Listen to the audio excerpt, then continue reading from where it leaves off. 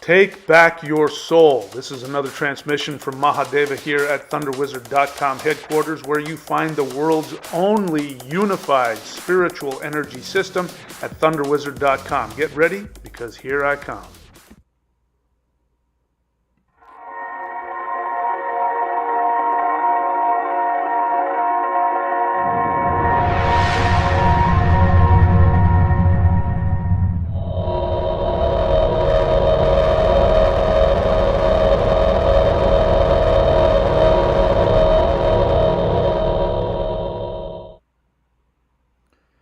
Hello YouTube, this is Mahadeva the Thunder Wizard.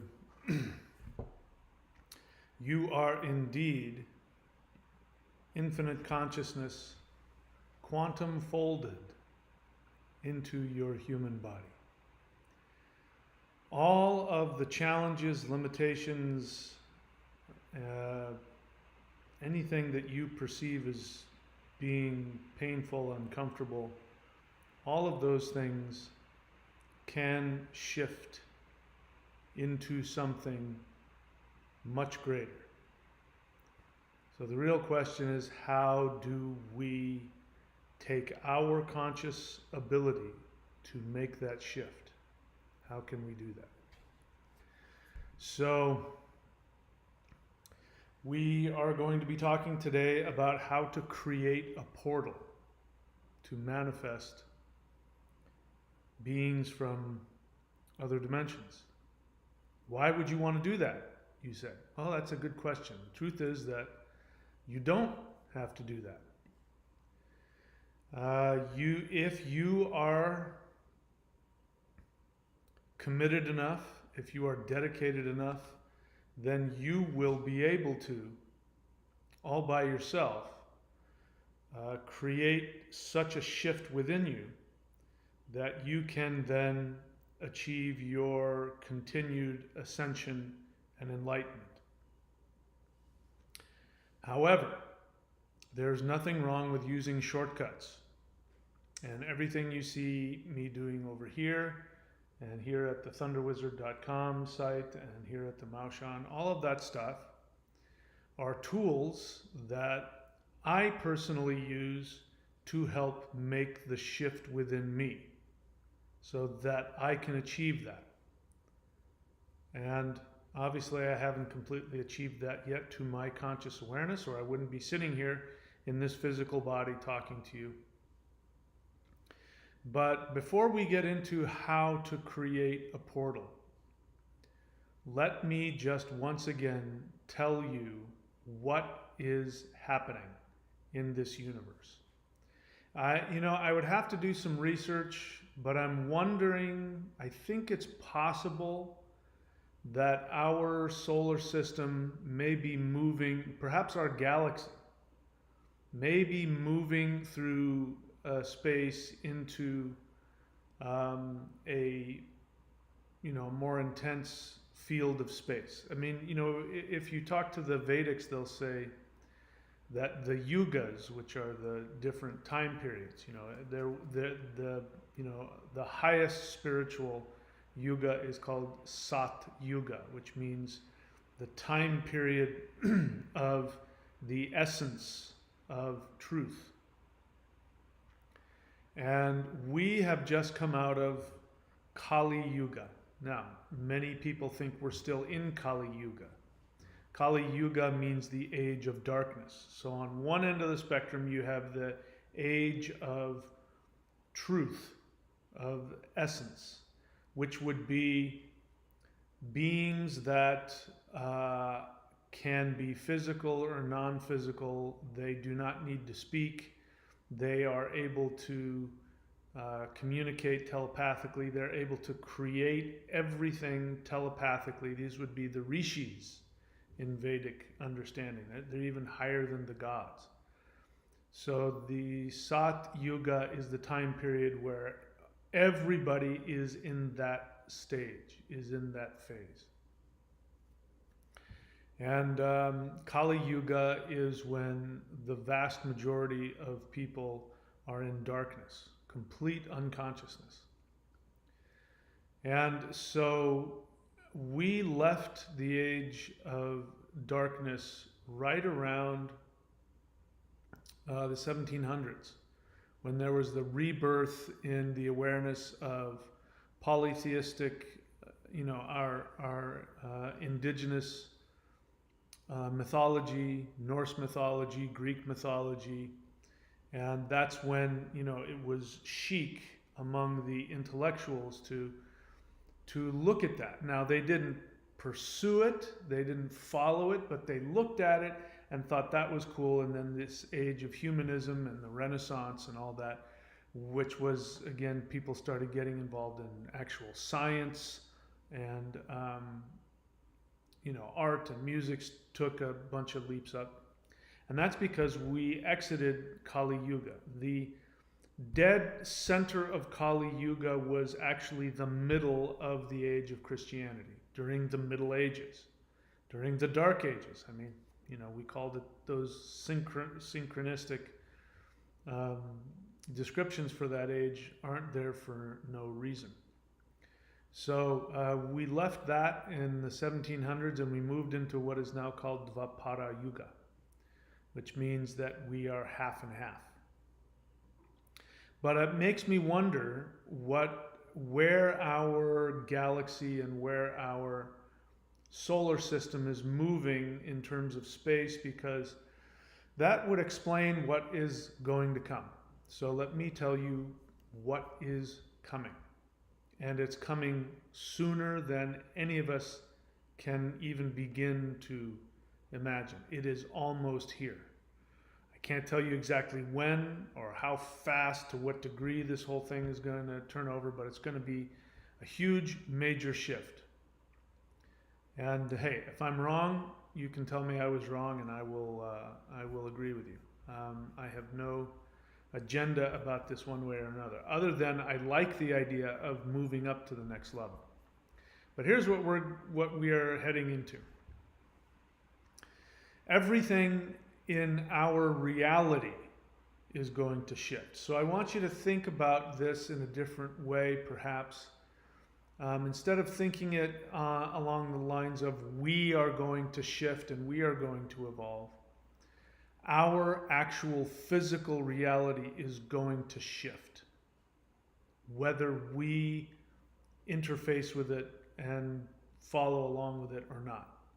And that's what makes me think maybe our planet is about to enter some region of space where energy is different, because everything in our reality is about to completely shift.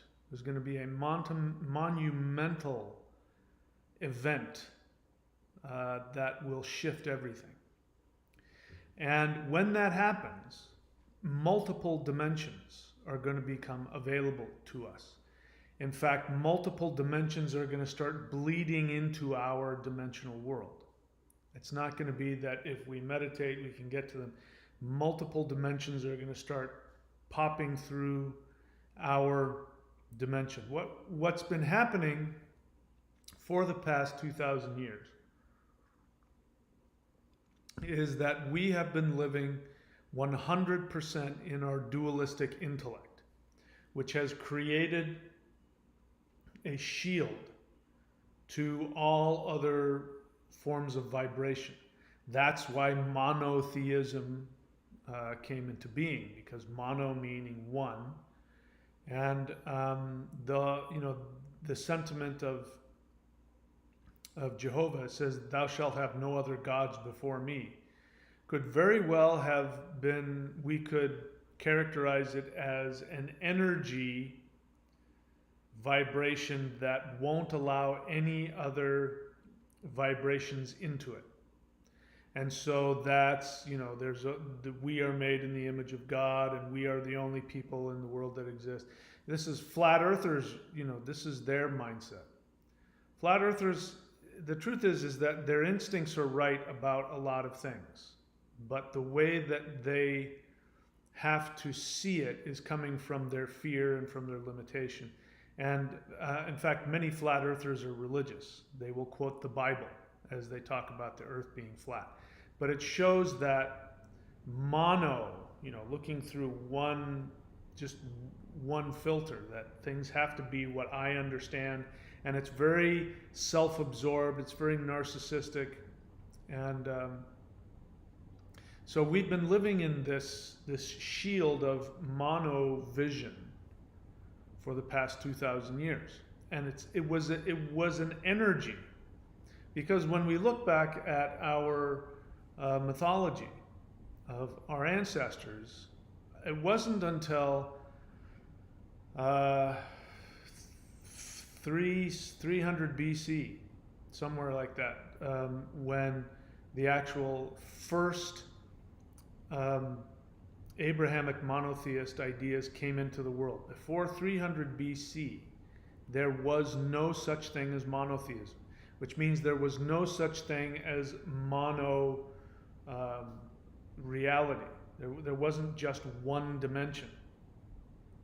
Every single society in the world, when you go back before the advent of Abrahamic monotheism and our dualistic society that we've had, before that, every single culture has a world where there's multiple beings from multiple dimensions, and human beings slip in and out of different dimensions all the time. And that stopped. That stopped for about 2,000 years.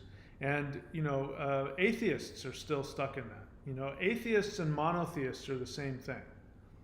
I've said this before. Atheists are unconscious monotheists. It doesn't mean that they're covert. They're not hiding it. They honestly, believe very strongly in that there is no spirituality. But that statement of there is no spirituality, there is nothing paranormal, there is nothing non-physical, that actually came from Christianity. As Christianity took over different societies, it would devalue any indigenous spiritual belief. If you believed in fairies or elves or gnomes or dwarves or trolls or that kind of thing, if you believed in any indigenous, this of course is in Europe, if you believed in any indigenous multi-dimensional kinds of beings, you were ridiculed. So much so that they didn't believe in natural healing. They didn't believe, if you used herbs to heal yourself in the Middle Ages, you were doing witchcraft, which is crazy. You're looking for plants to heal yourself of something. That was seen as witchcraft, which means that anything that had any kind of association with anything non-physical was seen as ridiculous, and so this was taken out of all education, medicine.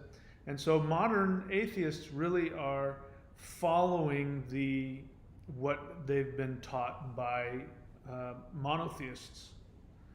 And because the church, used to run education, used to run medicine and science. All of that is a church run thing. So I'm getting off topic here. You get what I'm saying. We've been trapped in this one way of seeing and experiencing reality, and that is coming to an end perhaps in 10 seconds. There's an event that's going to come that's going to shift everything, absolutely and completely. And so if we do not shift with it, meaning the human race, we will cease to exist. It's going to be the end of us.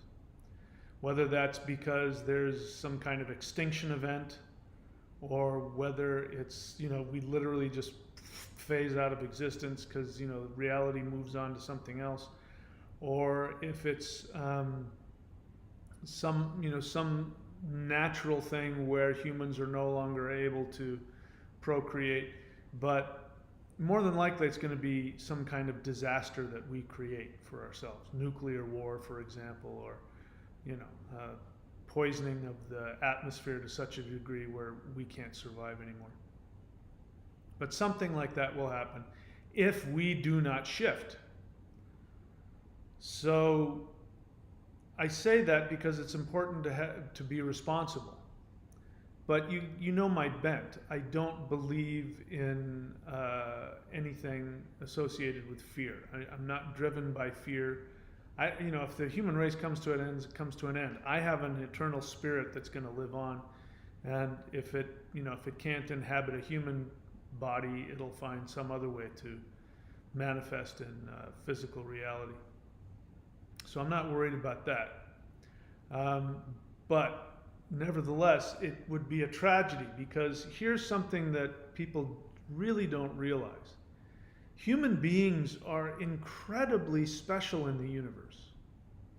There's no other being, there's no other race of beings, dimensional, interdimensional, or physical, or otherwise, that has the exact kinds of properties that human beings have.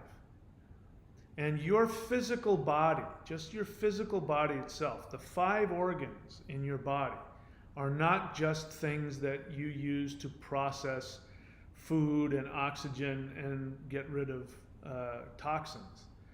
These 5 organs are actually energy conduits, that they are technology. Let's look at it that way. Your body is a piece of spiritual technology. It's alive, it's conscious. And the 5 organs in your body can be used as technology to transform energy with the aid of consciousness into manifesting and creating. This is the power that the physical body has. The power of the unused organs in the brain, the third eye, the pineal, the pituitary gland, the unused energy meridians in the body that you can open. You can open these. There are very simple technologies that you can use to open the energy meridians of the body. There's, of course, the Kundalini system going up the spine, the chakras. All of these things are absolutely amazing technologies that can be used with energy to create reality. And so I want you to think about that. So first and foremost, it's a good idea to treat your body well.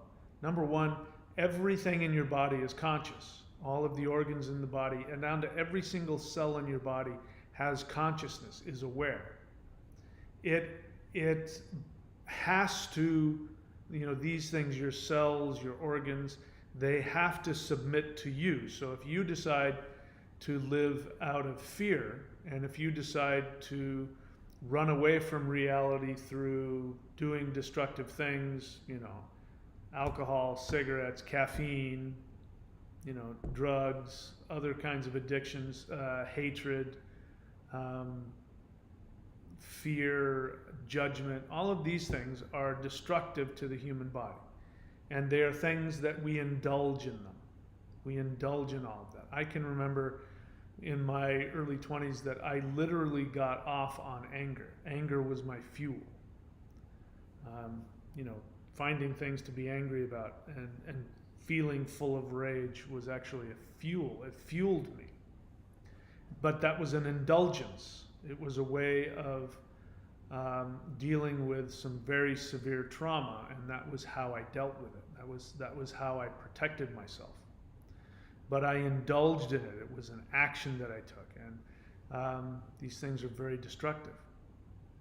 And that's because our technology, our physical body, which is a malleable technology that can be used to tap into the conscious energy of the universe, and we can then become creators.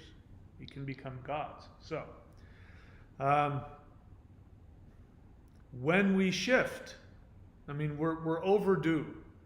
The universe is showing up with a bill, and it says, okay, humans, you guys are overdue. You were supposed to make this shift starting 2,000 years ago. You're about 2,000 years behind where you're supposed to be, conscious-wise.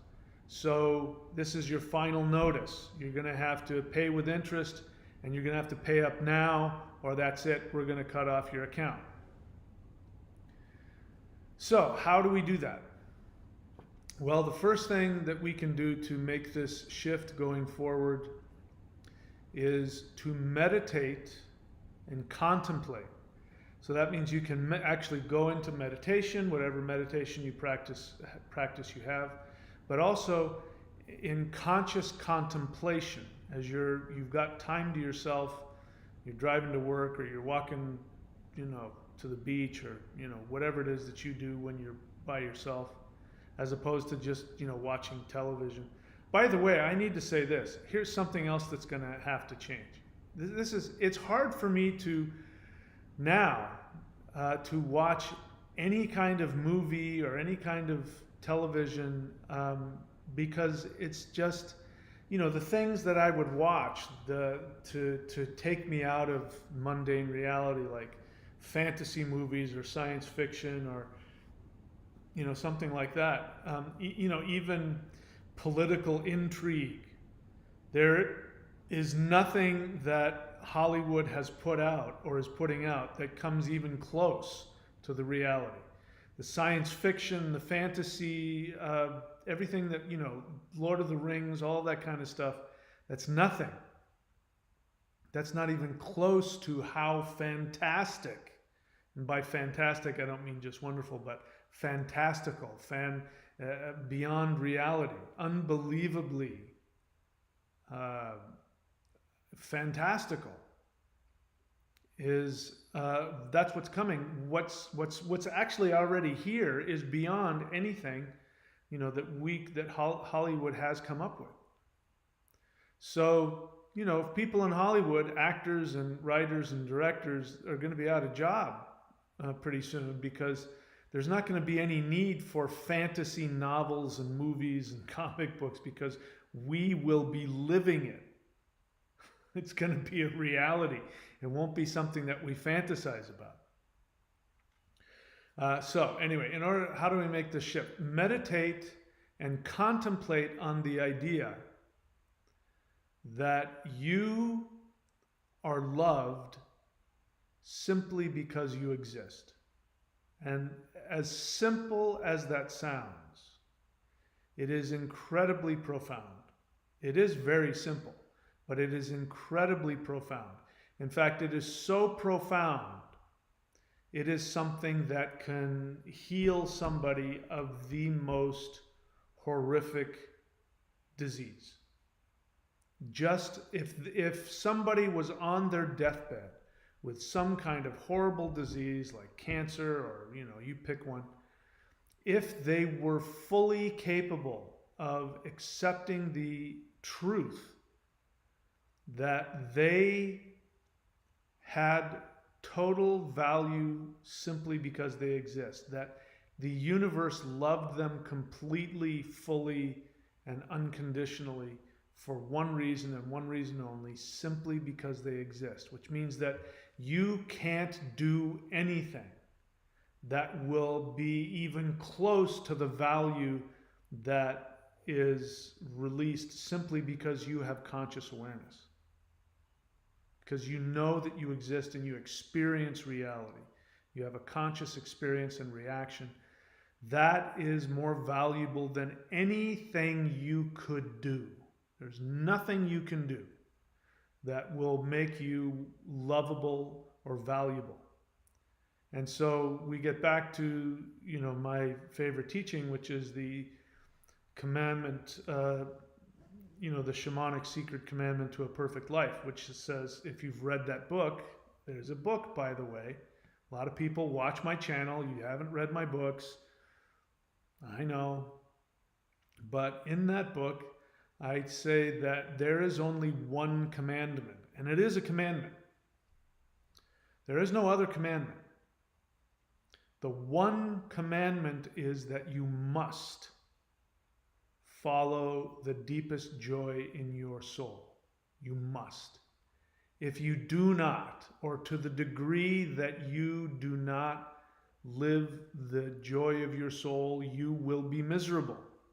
You will be physically unwell, emotionally unwell, psychologically unwell, financially unwell, socially unwell. You will be missing something on all of those levels if you do not follow that one command.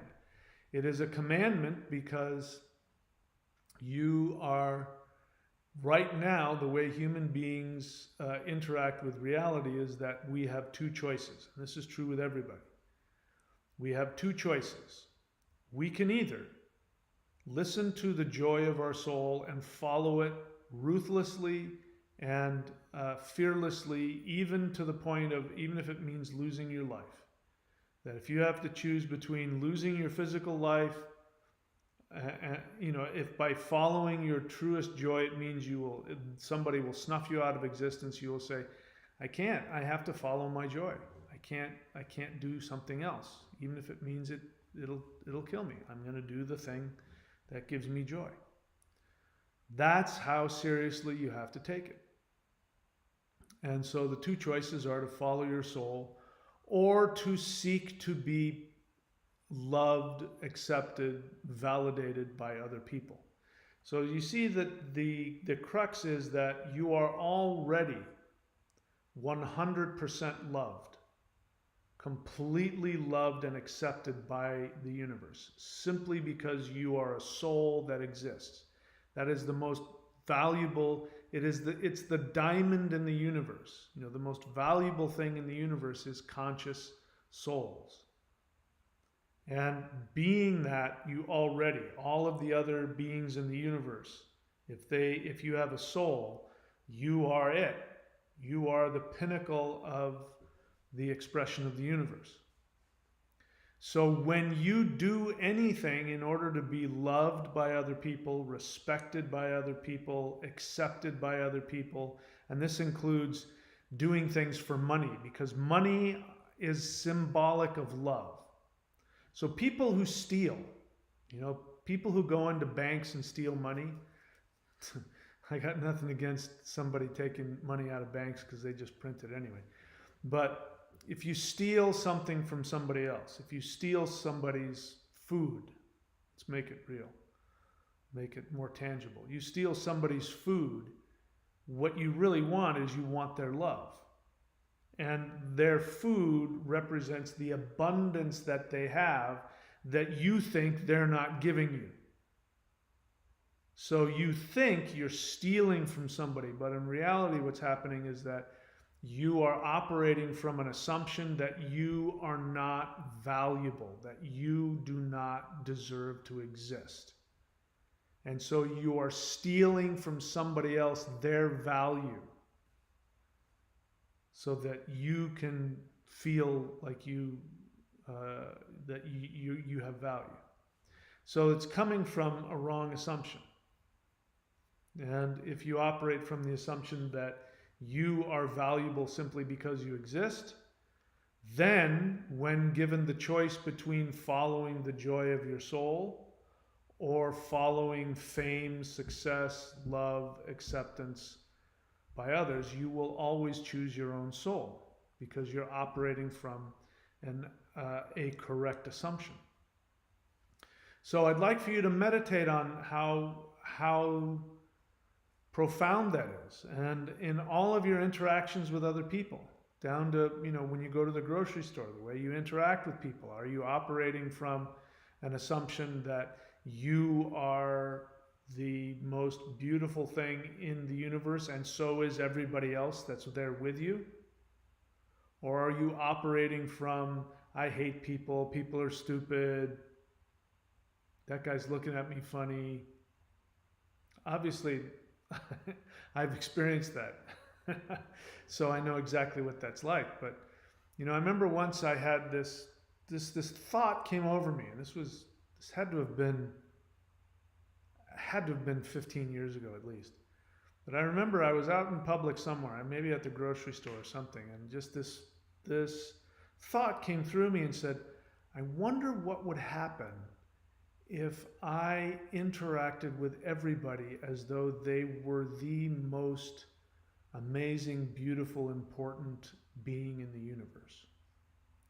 Now, that was so far beyond my understanding that I really couldn't comprehend that and act on it. You know, I like most people, I maybe not most, like a lot of people, I've spent a lot of time in my life thinking, you know, people are stupid. I don't like people. People are unspiritual and destructive, and I don't like being around people.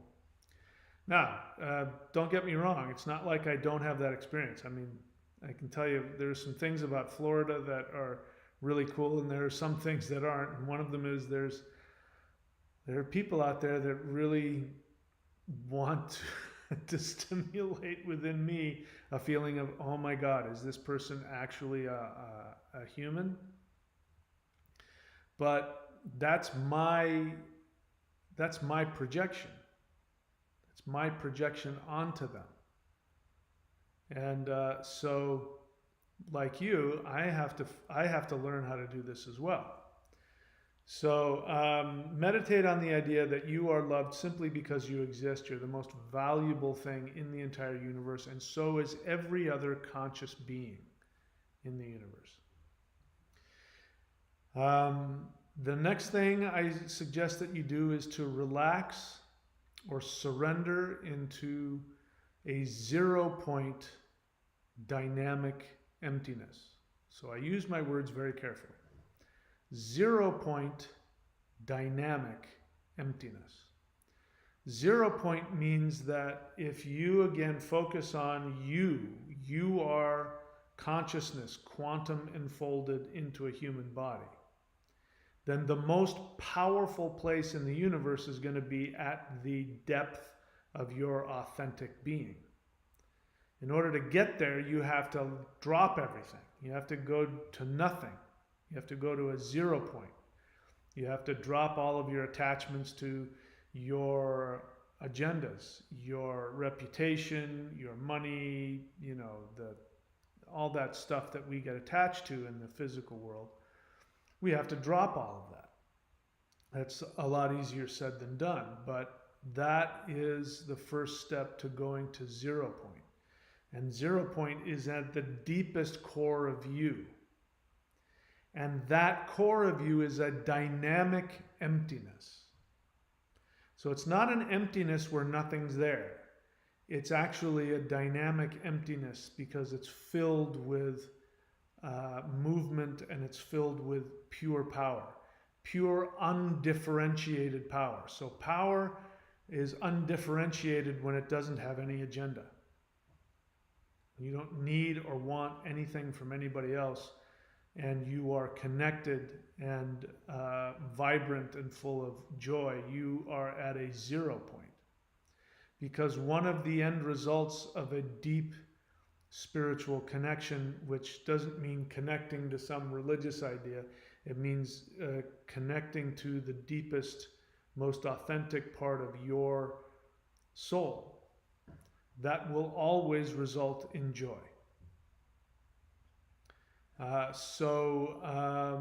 Relaxing and surrendering into a 0 point of dynamic emptiness. As my Maoshan teachers told me, you go from nothing to something back to nothing. So the point was to get to this place of nothing. And ironically, when you're at this place of nothing, then you can do all kinds of crazy things, levitate, shoot lightning bolts out of your eyeballs, walk through walls, you know, stuff that you would think is the result of being something, but it's actually being in that dynamic 0 point energy state where you have access to all undifferentiated power in the universe. So relaxing into that nothingness, it's very difficult for us modern Westerners to do. The intellect has to turn off. You have to turn that intellect off in order to make that happen. So that's the goal. Now that's not something we can do easily. So we use energy techniques. We use technology. What you see me doing over here, this stuff here in the corner, that's a technology. I am employing a technology. You can't see, the buttons I'm cranking and the things I'm moving and the turning levers on. You can't see me doing any of that. You just see me doing some crazy weird dance looking thing. But I'm actually using a technology. Tai Chi is a technology, yoga is a technology, mantra is a technology. It's a technology of consciousness, but it is no less. In fact, ideally, in very advanced cultures, if you believe in cultures like fabled Atlantis or the Lemurian civilizations, if you believe that those civilizations existed, they had technology. They had technology far superior to the technology we have now. But their technology was driven by consciousness. That 0-point dynamic emptiness, which is consciousness. That their technology was used along with that. Whereas today, our consciousness is not connected to our technology. Your car, nuclear weapons, bombs, electricity. None of these things are associated with your technology. They're associated with the most basic, physical, part of our, you can't get more dense and physical than that. But we used to have technologies that were run by intent. Spiritual power is what ran that physical technology.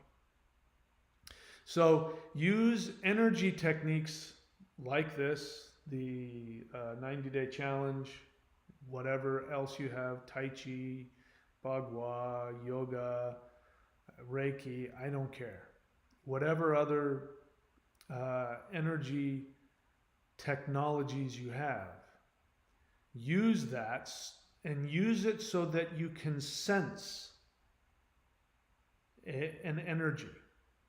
Now, I happen to be a very tactile person, so I like to do technologies that I can immediately feel in my physical body. That's why I do this stuff, because as soon as I begin to do it, even if I just slightly get my body starts to adjust to begin, the first,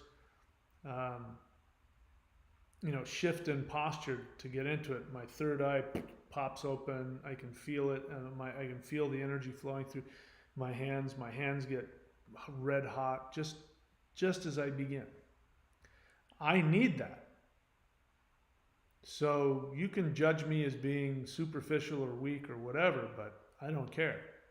I need that because I need to have the palpable sensation to feel the unseen web of weird that flows through everything.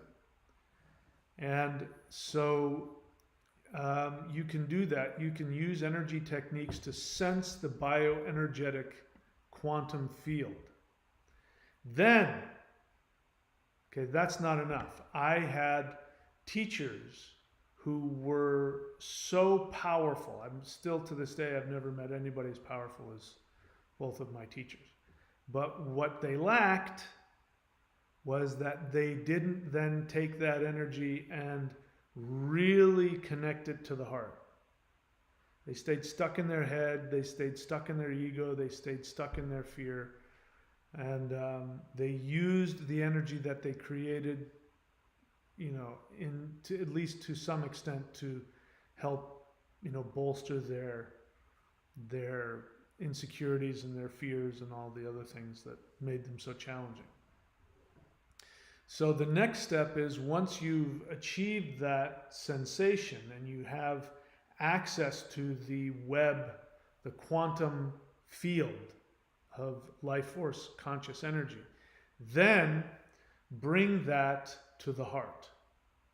Now, those of you who are following the lightning qigong or doing the Mao Shan, You are one step ahead because we're cheating even again. I mean, already doing, Tai Chi and yoga and, basic Qigong. You're already cheating. You're already using a technique to, get there faster.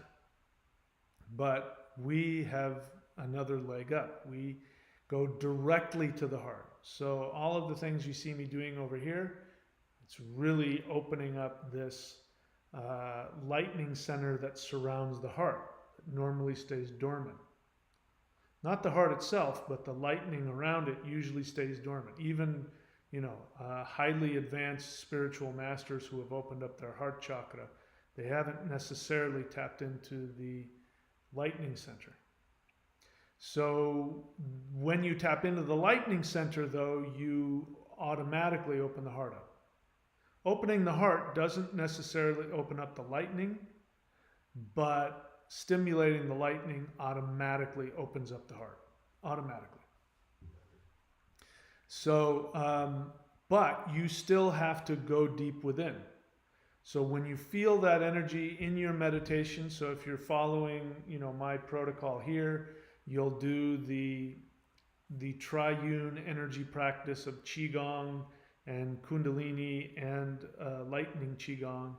You'll be already tapping into that. And then when you go do your mantra meditation, you can imagine that you're taking that life force energy and fusing it into your soul.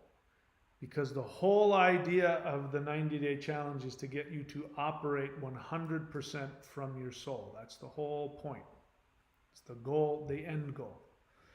The energy, and don't get me wrong, I love getting high off the energy. It's the reason why I do it. I do all this stuff because it gets me high. Gets me higher than any drug, any entheogen that exists. This stuff gets me higher than any of it. I can do far more with the energy of this than I could with anything else. So please do it if it makes you feel good and you physically enjoy it. Please, by all means, go ahead and do that. But the whole point of that is then to go even beyond that, which is to take it into my heart. When you operate from the heart, you will operate from love, period. That's just the way it works. If you've been traumatized, then tapping into the heart may bring up some painful feelings, may bring up some fear of intimacy, fear of being loved, fear of being seen, fear of being vulnerable. These are all signs that you've gone through some kind of trauma. So the thing to do is, unfortunately, surrender into that. Let those uncomfortable feelings come to the surface. Let them, express themselves. But the idea is to operate from a place of complete love. Love of self, first and foremost. And when you have that, you will project. So every conscious being in the universe is a projector, meaning they project. They project their experience onto everything and everybody else. If you meet somebody who is, if there is such a thing on planet Earth, if you meet somebody who is completely enlightened, whatever that means, that person will see you as an amazing, unbelievably pure, powerful being of light. They will see you that way. Even if you're, a very destructive person, even if you're very unconscious, even if you're Hitler. It's not that they're going to be blind to the destructive things that you're doing. They won't, not by a long shot. But they will still see that underneath that is a soul that's got twisted in on itself. And they will see that being in its perfect state. They are projecting. So you will project onto everything around you, whatever your conscious experience is. So if you're like me, it means that you're far from perfect. Far, quite off mark of being perfect. If you're like me, then that means that it's going to take effort. You're going to have to take that energy, bring it deep into the heart, and meditate to transform, first and foremost, the love that you have for yourself. Because then you'll be able to love others. And loving others means you see them. You see them in that state of perfection, or you wish that for them, without any passive aggressiveness.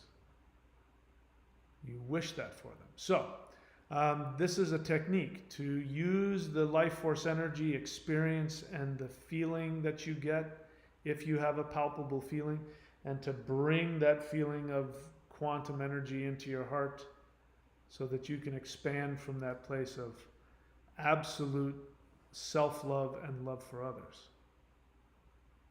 And that will bring you to infinity. So I want to share with you a practice. So you haven't achieved that? Neither have I. I wish I could say I had, but I haven't. I am human just like you. If you've been following my channel, that you're painfully aware of how human I am.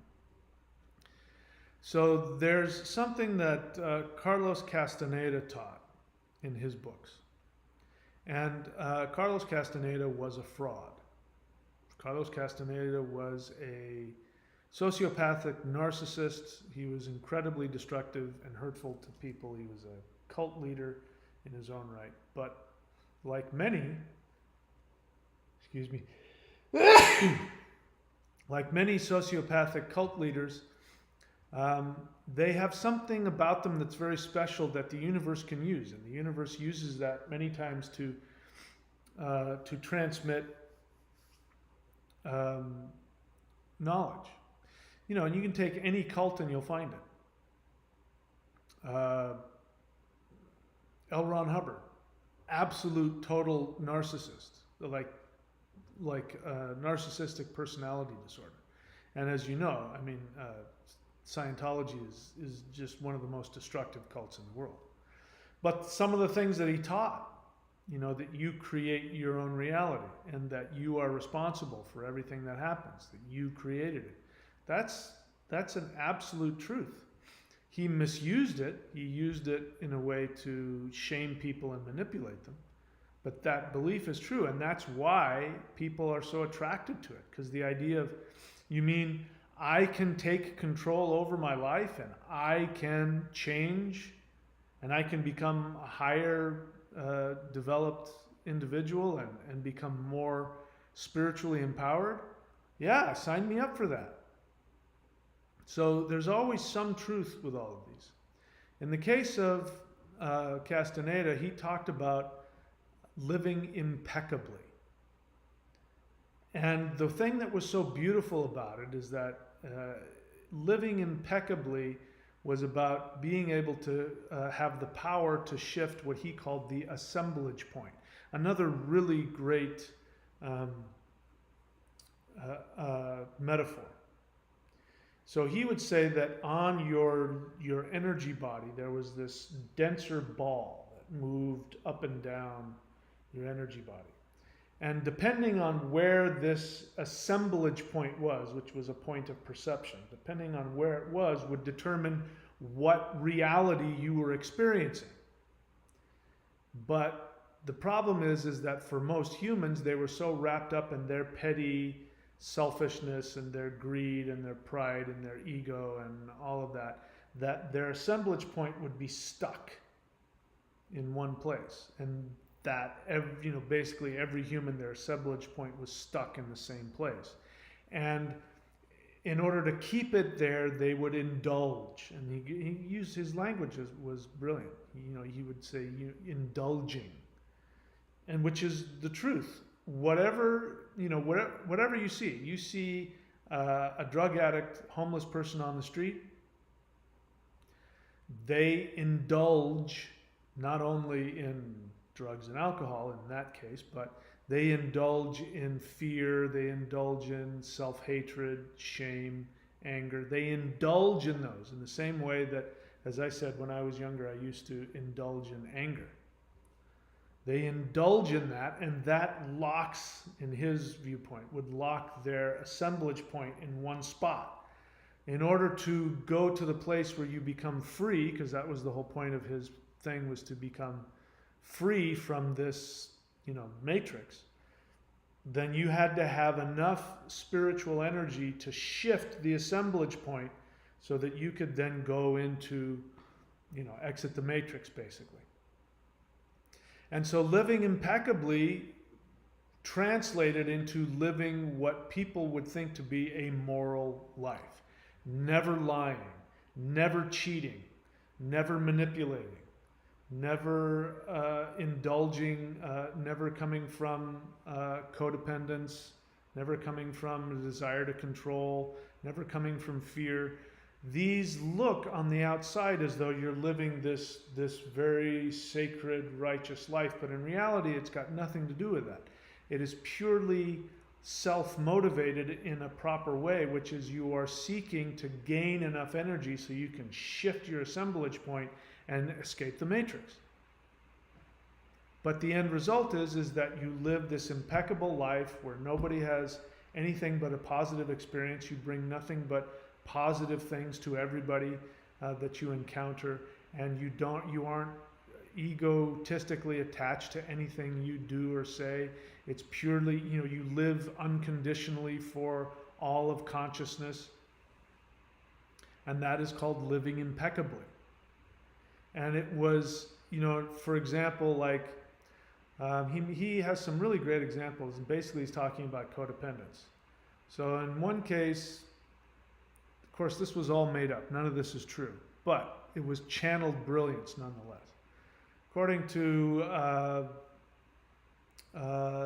one of the books, Carlos Castaneda went to go to some function, and it ended up getting him into trouble. Like he ended up getting physically in danger, something like that. And he was telling his teacher afterwards, and his teacher said, "You weren't living impeccably in that moment." He says, "What are you talking about? I went to go give of myself to help these people." And he said, "No, you were doing it out of your own desire to be loved and appreciated, and it was purely wrapped up in your ego. There was nothing about that was done to help others." And then he went on to say, "And when you did that, you made yourself available to negativity." I'm using my own words, I'm paraphrasing, but he's basically saying the same thing. When you operated from your selfishness and told yourself you were doing it for these, these righteous reasons, you were actually indulging in keeping your assemblage point stuck in that place of self-absorbed ego. And so the thing to have done would have been to not go. And then he says something to the effect of, "But people expected me to be there and they would have been upset." He says, "It doesn't matter whether they're upset or not. What matters is whether or not you are acting impeccably towards yourself and towards others," which again, righteousness, we could get into psychology and say, you're acting independently as opposed to codependently. It all comes down to the same thing, living impeccably. So, the more that I think about this, with this shift coming, because it's unavoidable, on a selfish level, I want to benefit from it. I want to benefit from this shift. I want to evolve into a Dr. Manhattan. I want to use that shift to allow me to get to that level. And so I'm looking at my behavior even more deeply, my interactions with others, and I'm thinking about how my interactions are going to affect other people, positively or negatively. And I'm not doing it out of any, spiritual righteousness. I'm doing it completely out of a desire to live, as Castaneda would say, to the best of my ability, live impeccably so that I won't waste energy. Because to not live impeccably means you're throwing your energy away. And you need that energy in order to go through the Dr. Manhattan shift. You have to have that. So living what looks to be like a moral life in reality is living in a way where you do not waste your precious, valuable spiritual essence. So, one thing I'd like for you to be thinking about, which is, I've showed you this before, but I'll show it to you again because it's just such an amazing metaphor. This again is prophecy rock. This is a rock somewhere out in the desert southwest of the United States. You know, it's interesting, the Hopis who have this prophecy about, you know, what the shift we're about to enter into. And you can see the shift there. So on the top line is what happens if we do not follow the shift. Then what happens is that squiggly line, you know, that's bad news. You don't want to go down that one. The other option is if we do listen to ourselves and follow our truth, then we're going to be on this bottom line here, which will lead to a time of nirvana on earth. And so those are our two choices. But again, if you look at the guy on the bottom left there, you see he's a stick figure. His torso is one line. If you look at the first three guys up at the top, their torso has two lines. And then the guy at the end has one line. And that guy is actually like, he's a messianic figure that's coming to wipe out all the evil people in the world. And so what somebody said is that those people are dual-hearted. They have two hearts, which is impossible. You only have one soul. And we only have one soul desire. We only have one soul purpose. You can do multiple things, but in terms of you following your true dharma, your orlog, your true purpose, you have one soul to follow. When you are trying to follow two souls within you at the same time, you are double-hearted. And that is, you are trying to please the world and gain from the world, gain love, approval, fame, money, and at the same time trying to follow your soul, and you can't do both. And so this is why those first three people are on that upper line, which means these are I guess there are three people or three groups of people that are going to bring major destruction to the world, if they haven't already done so. And I'm willing to bet that if this prophecy is true, we are at the end. We're at that last guy with the two, the two lines. That's it. As you can see, there's no more straight line. Squiggly line that goes up, that's bad news. So that's the human race saying goodbye to itself. What we want is to get to the place where we drop down to that other line, and that's where we reach that place of nirvana. So, the way we do that is not by being righteous in a churchy kind of way. What we do is we live impeccably from our own true joy of our soul.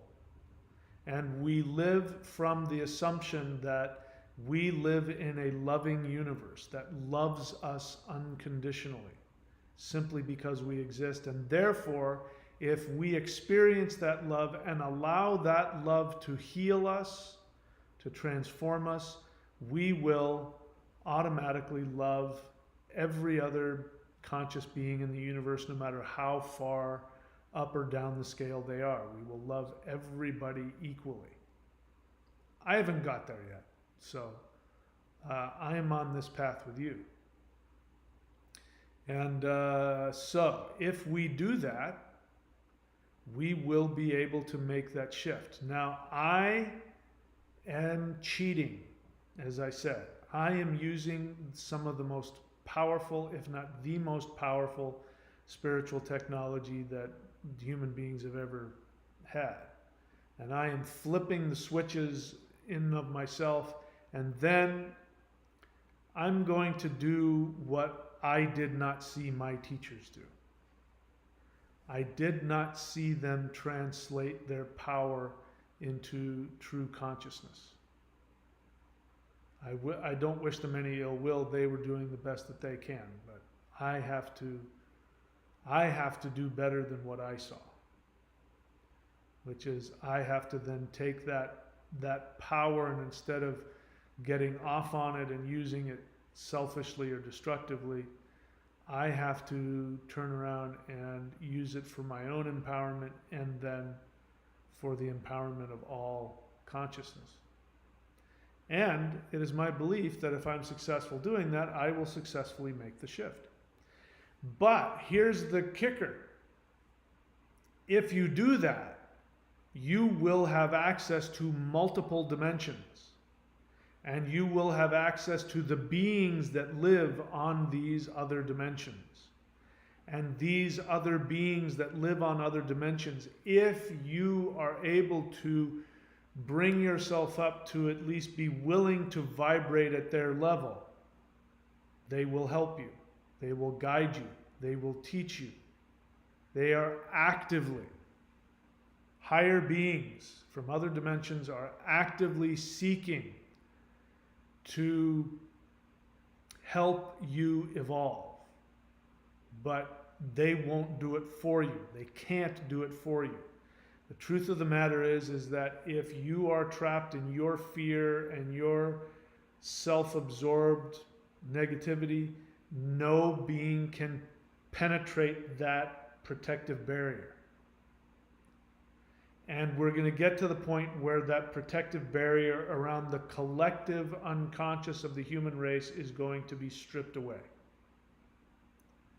So we don't want that. We don't want to be still isolated in our little bubble, our perception bubble.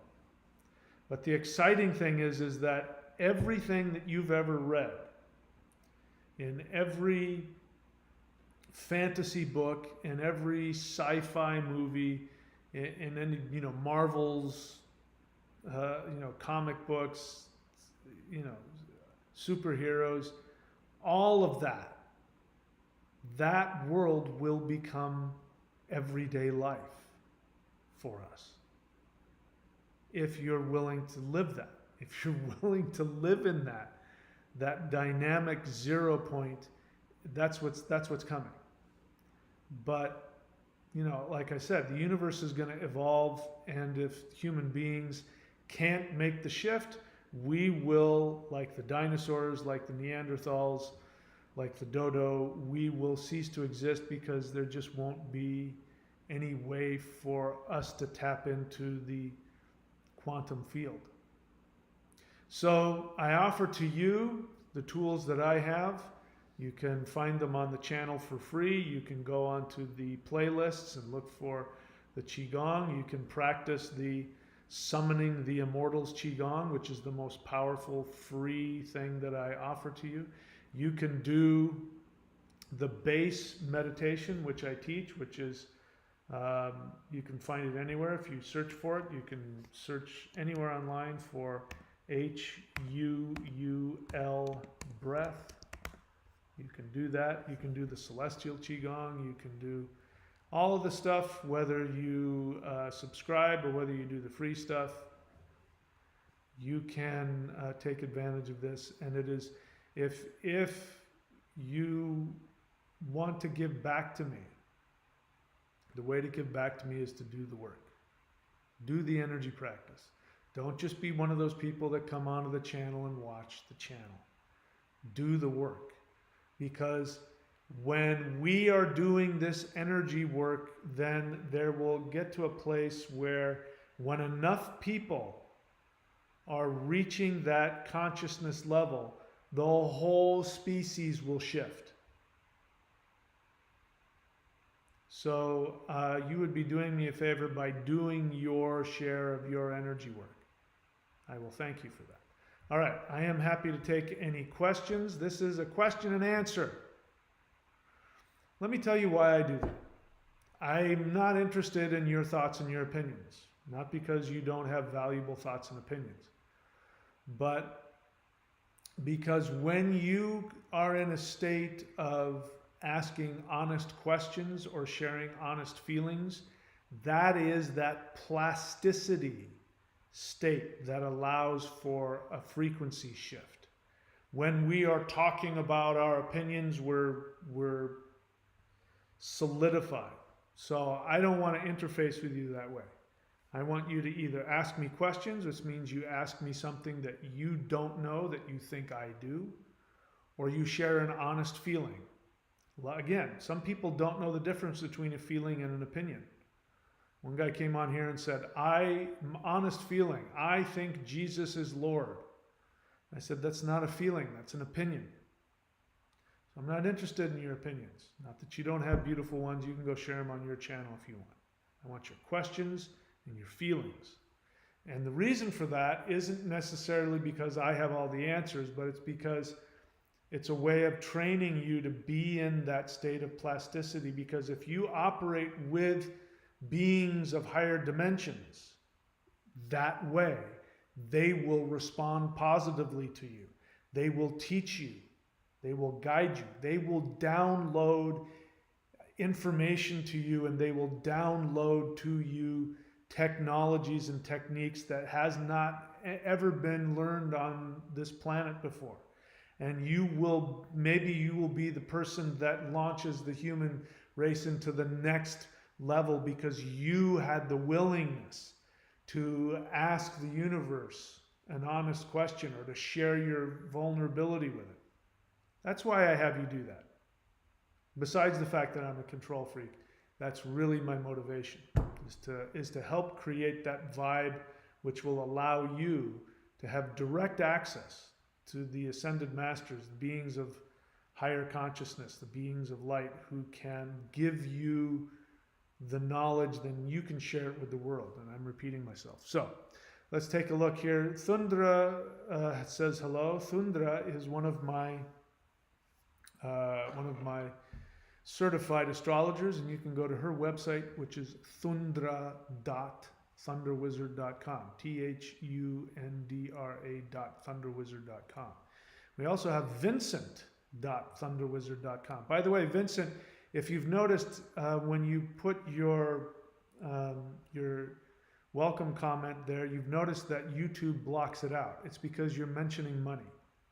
So you took the $ off, but when you say $90, YouTube sees that and blocks it because it thinks it's spam. So I recommend that you don't make any mentions of money, because if I miss it, I won't click, whatever, so that it'll be seen. But you guys can check him out. He is giving astrology readings for only $90, which is he's given quite the savings there. You can go check him out at vincent.thunderwizard.com. So Astrovidya, I'm not going to read your whole comment. The first thing he starts to say is, tell me that I shouldn't be showing this to people. So here's the deal, Astrovidya. There's a thing called unsolicited advice. It's always destructive, and it's always manipulative, and it's always controlling, and it's devaluing.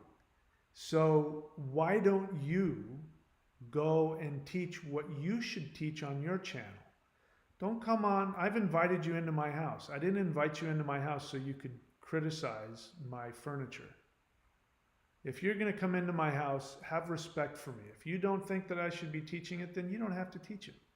But I haven't asked for your opinion. So what we're going to do with people who are destructive, and I find this destructive, you should not associate with people who want to control you this way. This person literally is trying to control what I do and what I say.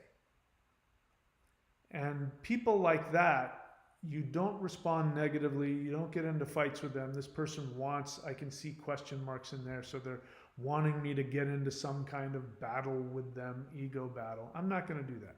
What I am going to do is I'm going to simply hide them on my channel so that they can't fill up my valuable space with you guys with their passive-aggressive, controlling, insecure stuff. Because here's the deal. This person wants to be a teacher, and they should be.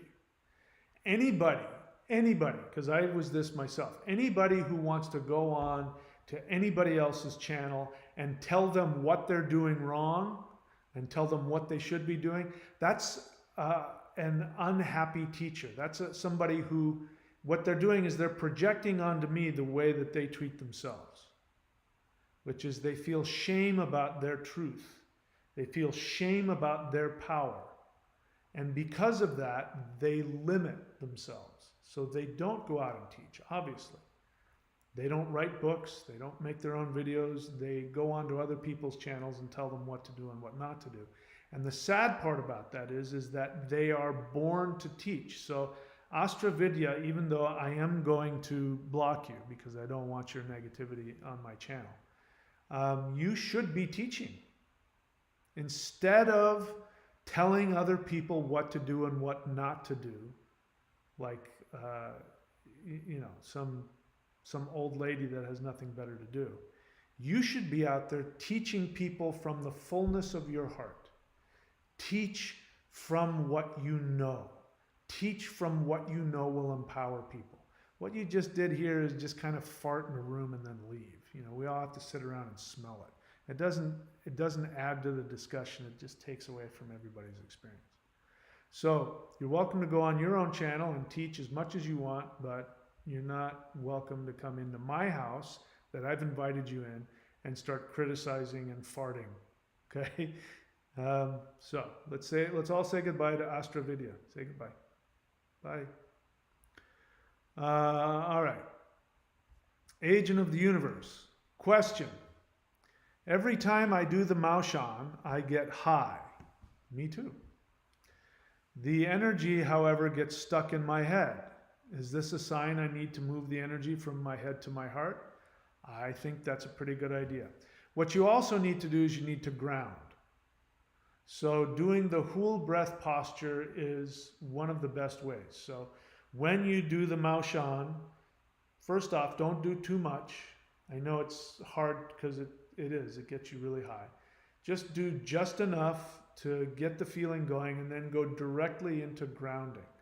Do the whole breath, something like that, because you do need to move that energy out of your head. But what you described is part of your special thing. You know what I'm talking about. That you're already stuck in your head. So that's a natural thing about you, is that energy gets stuck in your head. So this is good. Get that energy moving and then seek to connect to the earth, to ground it into your navel. The other thing you can do is take your hands right over left, place it over the navel, breathe long and deep, and just feel the warmth of your hands go to your navel and feel all that energy come down into your navel. Don't force it, just allow it to happen. Good question. Agent of the Universe, I've been doing the yin-yang hands every time I get the chance. Haven't stopped ever since. Good for you. Jedi Black Knight, question. Does the Awakening the Immortals technique also open the lightning part of the heart? Yes.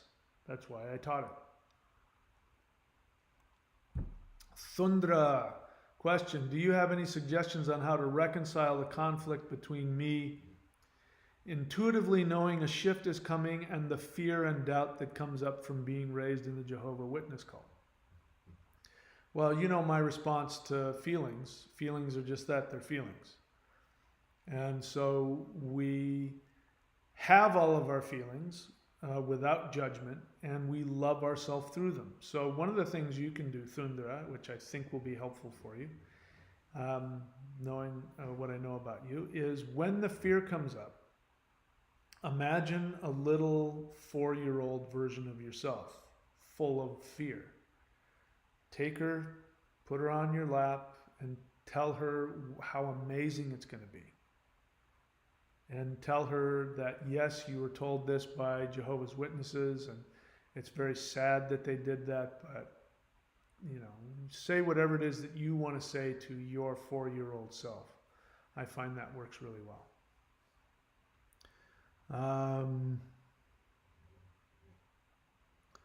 Okay, Agent of the Universe, question. I was meditating and my eyes teared up slightly, and also I want to move past double-heartedness. I don't want to end up like the dinosaurs. Well, so one of the things that you also do, Agent of the Universe, is that you judge yourself. So the thing about the double-hearted people is that they don't think they're double-hearted.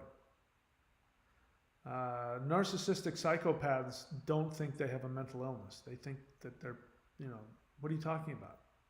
If you were to talk to Hitler, he would say, what are you talking about? I am selflessly giving myself for the human race.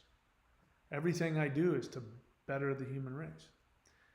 So the fact that you have this desire not to be double-hearted means that you aren't. So love yourself and accept yourself exactly as you are, and work not to criticize yourself so much. Let's see. Vincent.thunderwizard.com. Honest feeling. I feel self-conscious and less than because I get weird looks from people at the gym. Maybe it's just my perception, but it makes me feel judged. I'm not going to let that stop me. Good. That is an honest feeling. And I think you nailed it. I don't know. Maybe they are giving you funny looks. And maybe it is your own stuff you're projecting on them. And maybe it's both. And it doesn't matter either way. It doesn't matter. None of it matters. You look at them. If they look at you funny, you can say, I feel sorry for them that they're seeing something in me that they don't like in themselves, because that's what it is. They're seeing something in you that they don't like in themselves. And that's sad. So you can wish them well, think positive thoughts, all that.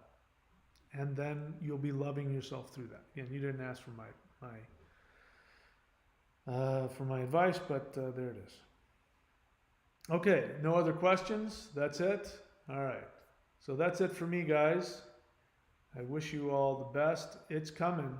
This shift is coming. I guarantee you. It is coming, and anyway, I'm just like you guys. I'm excited and I'm scared.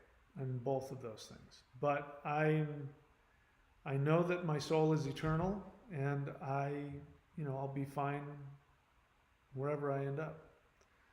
And I really would like to see a reality that is, even beyond anything Hollywood can come up with. I want to live in that amazing reality. I didn't get into the, how we're manifesting different dimensionals and different dimensional beings. I didn't get into any of that today, but maybe we'll do that another time. All right, that's it for me, guys. Take care. Happy whatever the heck this holiday is, Memorial Day. And I will see you guys all very soon. Take care of yourselves. Take back your soul. This is another transmission from Mahadeva here at ThunderWizard.com headquarters, where you find the world's only unified spiritual energy system at ThunderWizard.com. Get ready, because here I come.